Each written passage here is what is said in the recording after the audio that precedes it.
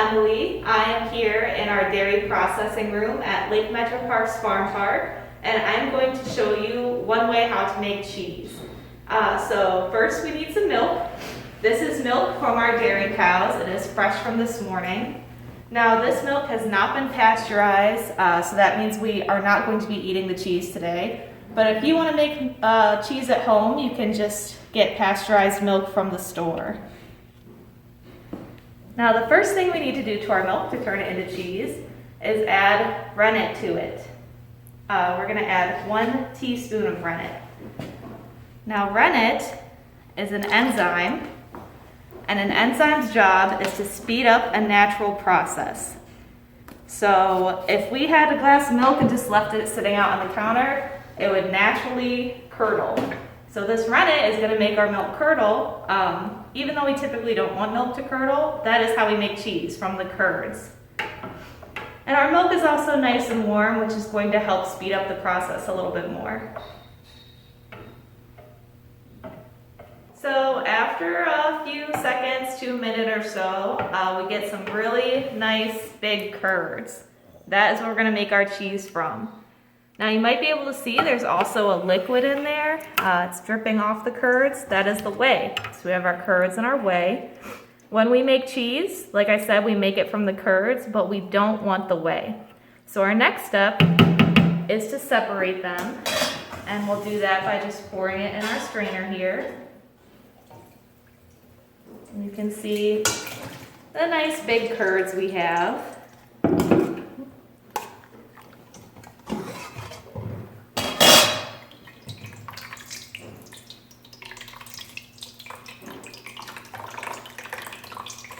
We want to try to get as much whey out as we can.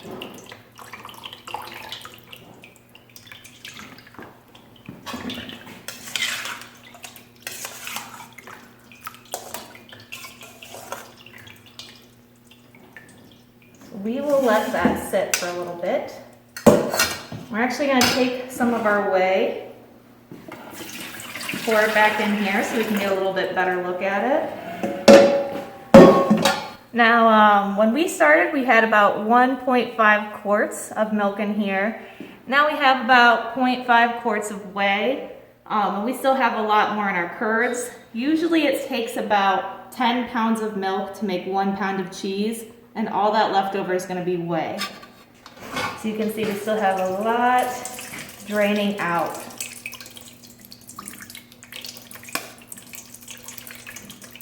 So once we've gotten a good amount of the whey out, we're going to take our curds, and we are going to add our next ingredient, which is citric acid. Now citric acid is a fancy name for lemon juice, and just like when you bite into a lemon and your lips pucker together, our citric acid makes the curds kind of all squeeze together, and that forces more of the whey out. We're going to go ahead and kind of cut our curds to help the citric acid get in there a little bit more evenly.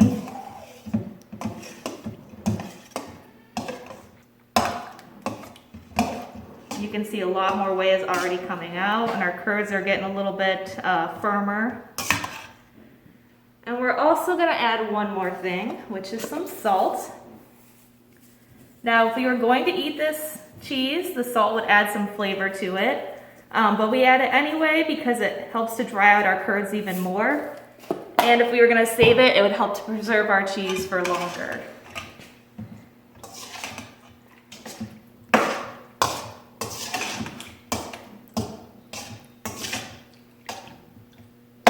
So now that we have even more of our whey out, we are going to strain it one more time. But first we're going to put down our cheesecloth. So you can see that it's kind of see-through. It works just like the strainer does, but it catches even the really small little pieces of the curds.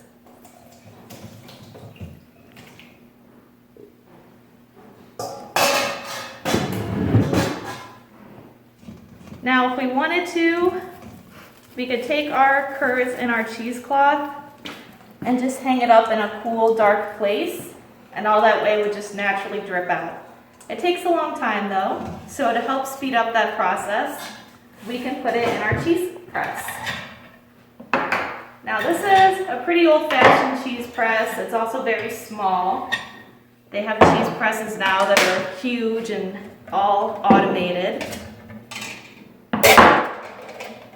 So what we do is we just take our curds in the cheesecloth, put the whole thing inside the cylinder, and then we start putting a bunch of wooden blocks on top.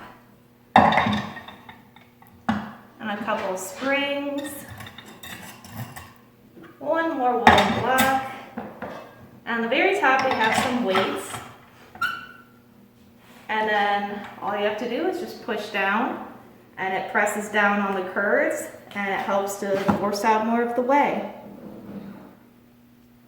Now this isn't going to get all of the whey out of the curds, but it's going to help get a lot out in a short amount of time.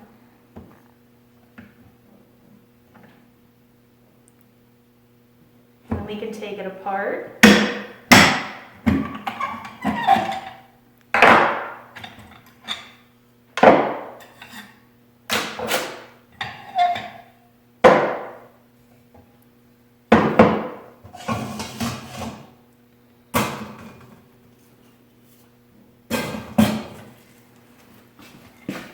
And we have some cheese.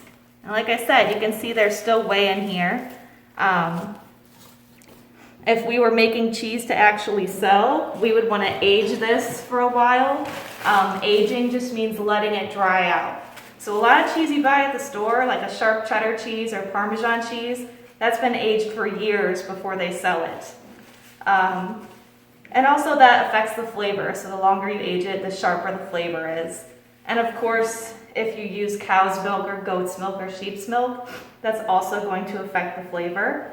And then if you add any molds or bacteria to your cheese, healthy molds and bacteria to your cheese, that will also change the flavor as well, like in blue cheese. But we can do one more thing to our cheese, which is add some annatto to it. Now all cheese would be white because the milk is white, but we can add annatto,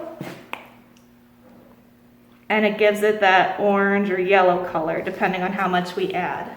And it doesn't change the flavor at all, it just changes the color of it. But you can make cheese at home too. Like I said, you just would need to get milk from the store. You can use rennet. It's a little bit harder to find. We use vegetable rennet here. I have heard that you can use vinegar as well. I've never tried it myself. And of course you'll need salt and lemon juice. But yeah, it's a fun thing you can try at home with milk that you get at the store.